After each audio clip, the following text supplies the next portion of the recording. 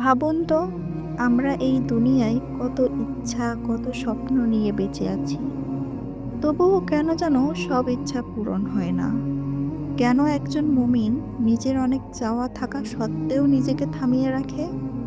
এই প্রশ্নের উত্তর দিয়েছেন আমাদের প্রিয় নবী হযরত মুহাম্মদ সাল্লাল্লাহু আলাইহি ওয়াসাল্লাম।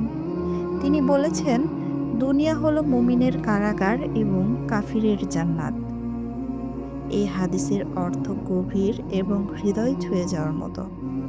কারাগার মানে এমন একটি জায়গা যেখানে মানুষ স্বাধীনভাবে সবকিছু করতে পারে না।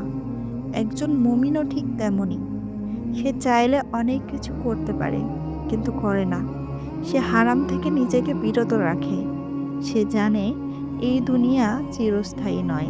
তাই সে নিজের ইচ্ছাকে নিয়ন্ত্রণ করে, নিজের নফসকে থামিয়ে রাখে শুধু আল্লাহর সন্তুষ্টির জন্য। হয়তো সে চাইলেই অন্যায়ভাবে টাকা উপার্জন করতে পারত, কিন্তু সে করে না। হয়তো সে চাইলেই পাপের পথে যেতে পারত, কিন্তু সে নিজেকে থামায়।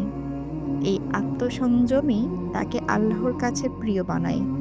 অন্যদিকে যে ব্যক্তি আখিরাতে বিশ্বাস করে না, তার জন্য এই দুনিয়াই সবকিছু।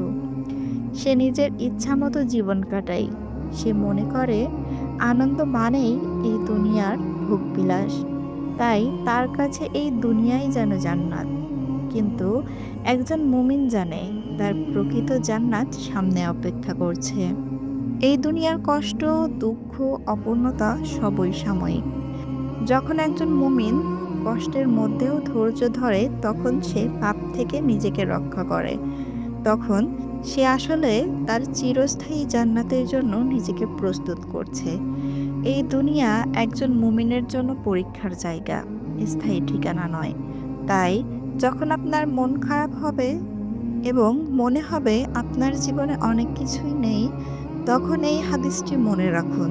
আপনি হয়তো কিছু থেকে বঞ্চিত হচ্ছেন, কিন্তু আল্লাহ আপনার জন্য এর চেয়েও উত্তম কিছু প্রস্তুত করে রেখেছেন। কারণ একজন মুমিনের প্রকৃত মুক্তি এই দুনিয়ায় নয়, তার প্রকৃত মুক্তি অপেক্ষা করছে জান্নাতে। আল্লাহ আমাদের সবাইকে এই দুনিয়ার পরীক্ষায় ধৈর্য ধরার তৌফিক দান করুন। আমিন। এমন হৃদয় ছোঁয়া ইসলামিক বার্তা পেতে আমাদের সাথেই থাকুন।